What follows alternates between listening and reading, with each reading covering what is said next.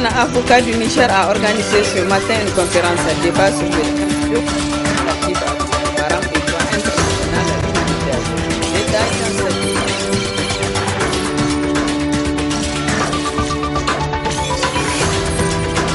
élection démocratique de l'Ouest et en Afrique centrale, c'est le thème du séminaire international de réflexion organisé par la Fondation Jean Jaurès et le PNDS Tareya qui a débuté ce matin. Mesdames, Messieurs, bonsoir, bienvenue à cette grande édition d'information. Suite au dépôt de candidature de la Commission nationale des droits humains au niveau du sous-comité d'accréditation de l'Alliance mondiale des INDH à Genève en Suisse, la CNDH à Niger vient de reconquérir son statut perdu en 2010. L'annonce officielle de ce succès de notre CNDH a eu lieu ce matin dans le locaux de la dite commission. Suivons à ce sujet la déclaration relative à l'accréditation du statut A lue par le professeur Hamidou Talibi Moussa. Il est le rapporteur général de la CNDH. Dans une correspondance qui nous a été adressée hier après-midi, le sous-comité d'accréditation des INDH a recommandé, je cite, que la CNDH soit accréditée avec le statut A. Il a également accueilli avec satisfaction l'établissement de la CNDH et a salué le travail de promotion et de protection des droits de l'homme effectué par la CNDH, malgré le contexte difficile dans lequel elle opère. Telle est la substance de la lettre.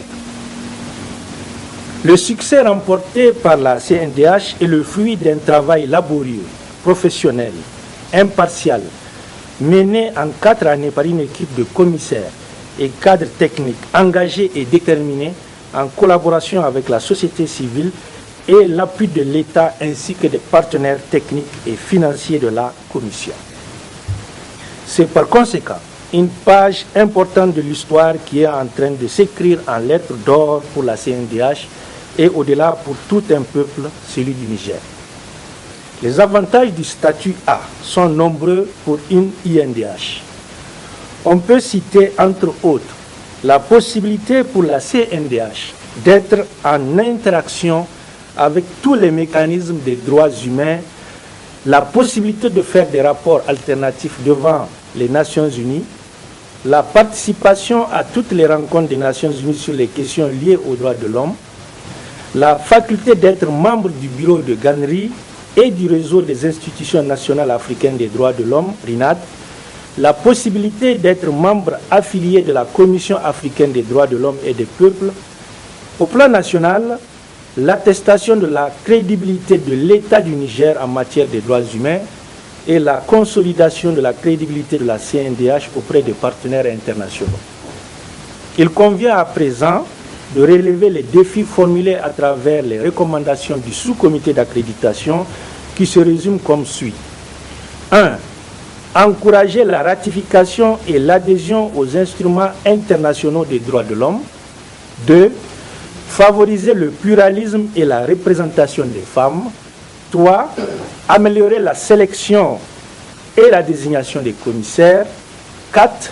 Minimiser la participation des représentants politiques au sein des INDH. 5. Donner un financement adéquat et une autonomie financière aux INDH.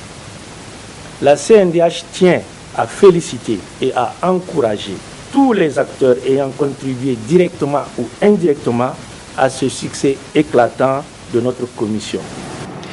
Le conflit relatif à Boko Haram et le droit international humanitaire, c'est le thème d'une conférence débat animée ce matin à la salle Margou de l'hôtel Gawey. Cette conférence est organisée par l'Association des jeunes avocats du Niger à l'occasion de la semaine de la dite association. Le résumé de cette conférence débat. Dans le cadre des activités entrant dans la commémoration de la première édition de la semaine de l'Association des jeunes avocats, Une conférence débat a été organisée ce matin à l'hôtel Gawey sur le thème conflit relatif à Boko Haram et droit international humanitaire. Cette conférence est co-animée par Maman Moussa et Maman Aminou Kondi, doctorant en droit. Les conférenciers se sont apaisantis sur la non-applicabilité du droit international humanitaire aux éléments d'un groupe terroriste comme Boko Haram. Nous avons dit que oui, le droit international humanitaire est prévu pour protéger, y compris les combattants dans un groupe armé. Mais l'activité de Boko Haram étant une activité particulière, terroriste, dès lors qu'ils commettent des actes qui sont terroristes, alors ils doivent être appréhendés comme des terroristes et ne peuvent pas bénéficier de la protection prévue par le droit international humanitaire. Mais la question qui se pose est de savoir, lorsque un membre de Boko Haram a commis un acte juste d'adhésion à Boko Haram, il n'a pas été combattant. Même s'il a été combattant, il n'a combattu que les forces de défense et de sécurité. Alors ici, la question est de savoir, est-ce que lui, il peut bénéficier de la protection?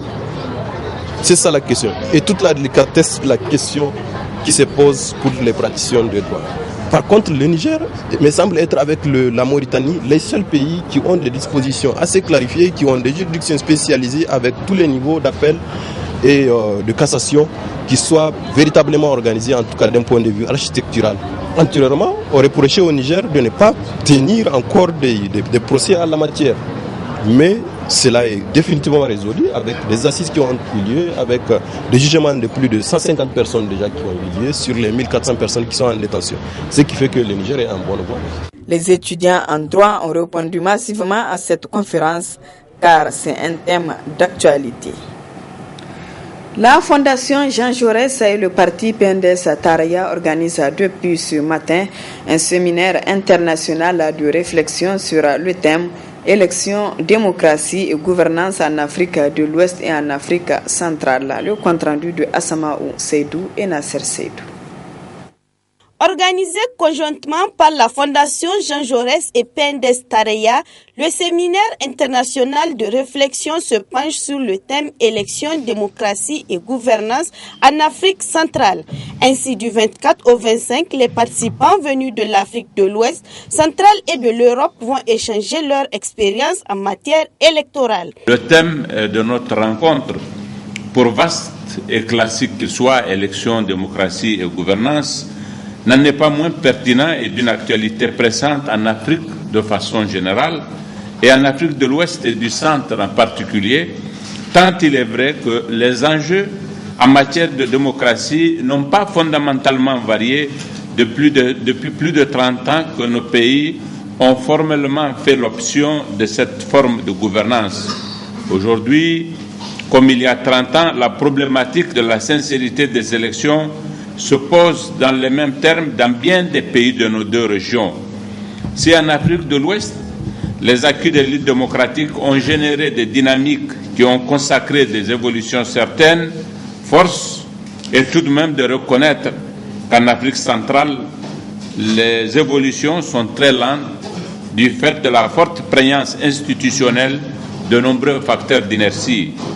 L'intérêt de ce séminaire est justement de nous permettre de faire une évaluation comparative des pratiques électorales à l'œuvre dans des pays qui, pour avoir en commun un même socle sociologique, n'en ont pas moins désormais des trajectoires assez différenciées.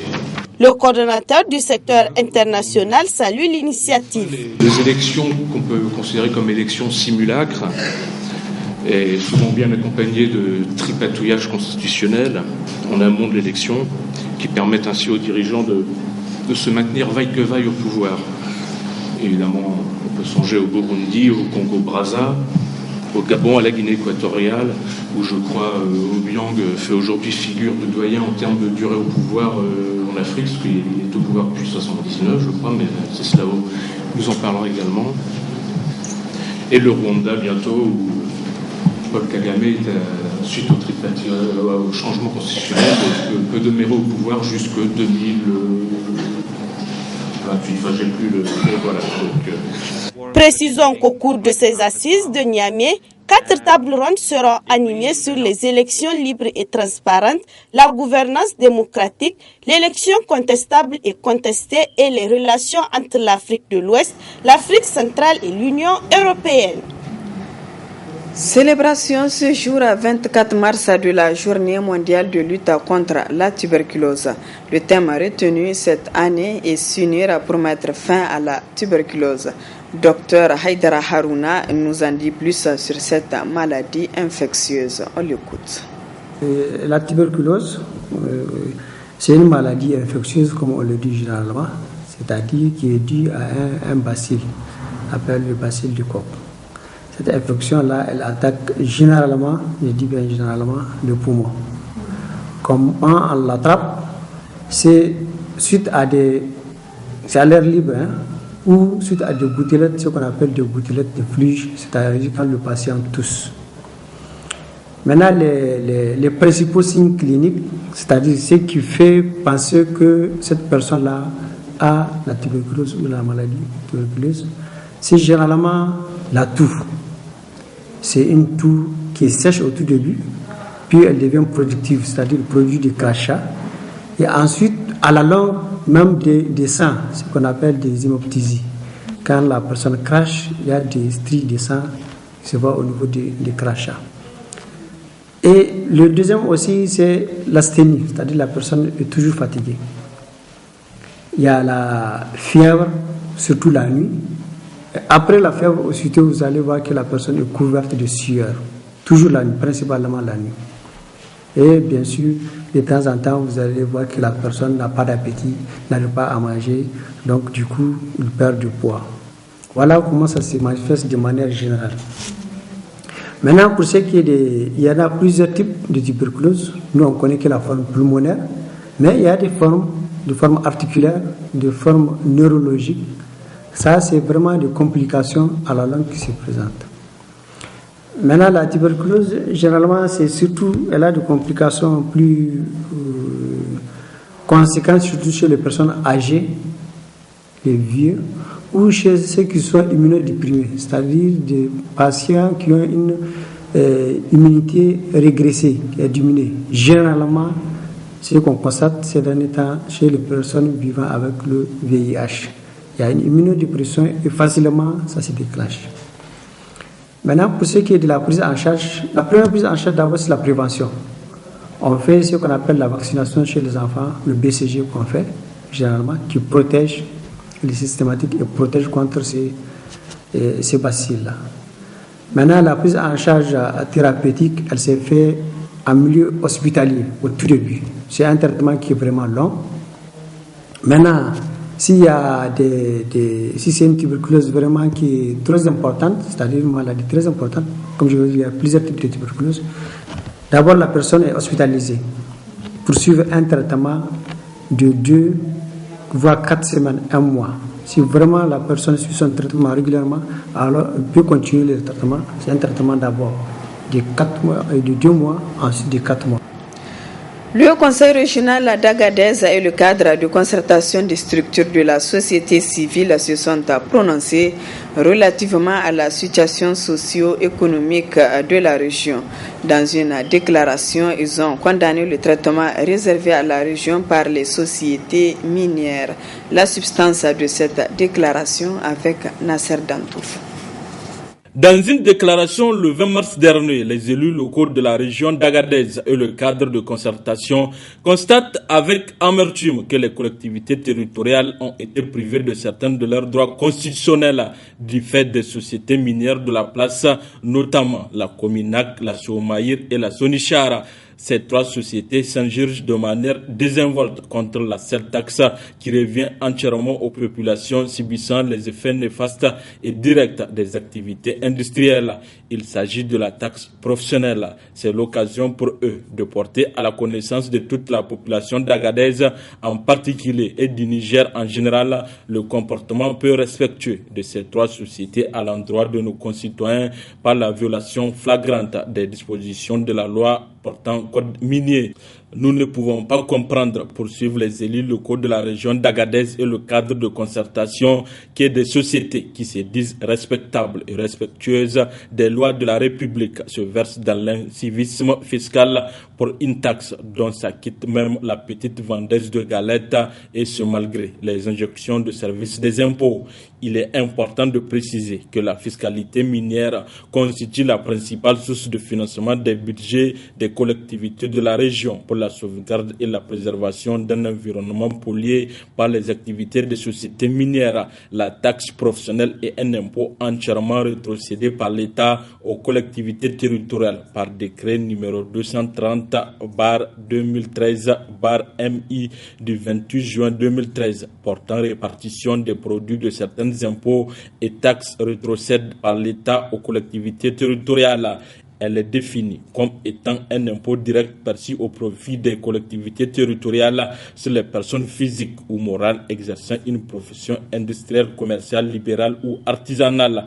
Par conséquent, les signataires de cette déclaration estiment légitimement que les refus manifestes de ces sociétés de s'acquitter du seul impôt qui reste aux collectivités territoriales et une grève remise en cause des principes de la décentralisation. Dans leur élan d'insouciance totale à l'égard de la population, les filiales d'Areva, notamment la Cominac et Somaïr, ont même osé assigner l'État du Niger en procédure de référé en constatant la mise en recouvrement de la taxe professionnelle dit au titre de l'exercice 2016. Elle prétexte une insignifiante imprécision de convention qu'elles ont signée le 15 juillet 2015 et à travers laquelle elle estime trouver une parade pour éviter le paiement de la taxe professionnelle, ignorant que les mêmes conventions, elles, sont complétées par la loi minière. Quant à la Sonichar, en plus de son mépris affiché à l'endroit de la population locale, et ce depuis bientôt 5 ans, elle se cache derrière un décret de 1977 rendu pourtant caduc par les différentes lois minières pour fuir ses responsabilités sociétales et ses obligations fiscales. Elle refuse de manière catégorique le paiement des taxes émises par les services des impôts au titre des années 2014, 2015, 2016 et 2017. Au regard de tout ce qui précède, il est mis en évidence que ces trois sociétés, loin d'agir pour l'intérêt des Nigériens, se comportent en territoire conquis et s'érigent en État dans un État. Ce qui a amené les élus locaux et sociétés civiles de la région d'Agadez à condamner et fustiger énergétiquement cet état d'esprit irrespectueux de valeurs et de la dignité humaine dans la région. Ainsi, les signataires estiment être en droit de se mobiliser pour l'application stricte des lois de la République afin de mettre les populations d'Agadez dans ses droits. Pour ce, ils entendent user de tous les moyens légaux pour faire aboutir tout ce qui est de droit. Enfin, les élus locaux et la société civile demandent au nom de toute la population de la région d'Agadez, comme par le passé, le soutien du gouvernement de la 7e République pour le dénouement heureux de cette situation. L'ancien ministre Dr Afizou Saadé Soulé a mis à la disposition de l'hôpital 2 districts de Mayaï dans le département de la région de Maradi un important lot de matelas et des produits pharmaceutiques. En réceptionnant ces dons, les autorités départementales ont vivement remercié la donatrice. Suivez plutôt. Composé de 10 lits, 10 matelas et divers produits d'entretien, le tout accompagné par un chèque de 500 000 francs CFA. Ce lot d'équipement médical renforcé par un appui financier est un don de Dr Afizou Saadé Soulé, ressortissante du département de Méhi et ancien ministre du développement communautaire, au profit de l'hôpital de district du département de Méhi. Un geste humanitaire accompli par Dr Afizou Saadé Soulé pour soutenir, a-t-elle dit, les efforts de l'État et les partenaires au développement qui œuvrent de manière permanente pour le bien-être des populations du département de Méhi. Je sais que les besoins sont vastes, mais je me suis renseignée au niveau de la maternité qui a une capacité de 8 lits. Donc j'ai tenu à confectionner 10 lits, 10 matelas avec des produits d'entretien pour essayer d'appuyer un tant soit peu les efforts de l'État et ceux des partenaires qui nous appuient au quotidien. J'ai aussi pensé qu'en venant, les activités foraines, elles nécessitent un appui. Comme disait le médecin-chef, le district est vaste, c'est très enclavé et également sablonneux. Donc un terrain difficile d'accès avec des populations dont certaines sont au-delà de 15 km de formation sanitaire. Et j'ai voulu appuyer les activités foraines en donnant un chèque de 500 000 francs au district sanitaire pour ces activités. Cet appui matériel et financier du Dr Hafizou Sadeh Souleh a été réceptionné et mis à la disposition du district par les autorités départementales et régionales qui ont, au nom des populations de la région de Maradi, remercié de vive voix la généreuse donatrice. Au nom du gouverneur de la région et au nom de la population bénéficiaire, nous ne pouvons que vous remercier. Nous ne pouvons que vous remercier et vous encourager. Vous encourager, en tout cas, et nous prions le bon Dieu, que Dieu vous assiste. Bien que symbolique, ce don va contribuer à la prise en charge des malades au niveau du district sanitaire de Méhi, qui est actuellement confronté à plusieurs problèmes. Vous savez, le district sanitaire de Méhi, comme j'ai l'habitude de dire, c'est un district enclavé, sablonneux et relativement vaste. Vous l'avez certainement constaté sur la route. Il couvre une superficie de 6529 km² avec une population de 624 433 habitants. Après cette cérémonie de réception, Dr Hafizou Sadeh Souleh a visité les locaux de l'hôpital de district de Méhi, visite au cours de laquelle le personnel lui a présenté un appareil d'échographie en panne. À ce niveau, le personnel a souhaité la réparation de cet appareil ou l'acquisition d'un autre en bon état auprès des autorités compétentes. Et ici prend fin ce journal, mesdames, messieurs. Merci à vous de l'avoir suivi et excellente soirée en compagnie du programme de la télévision La Paris.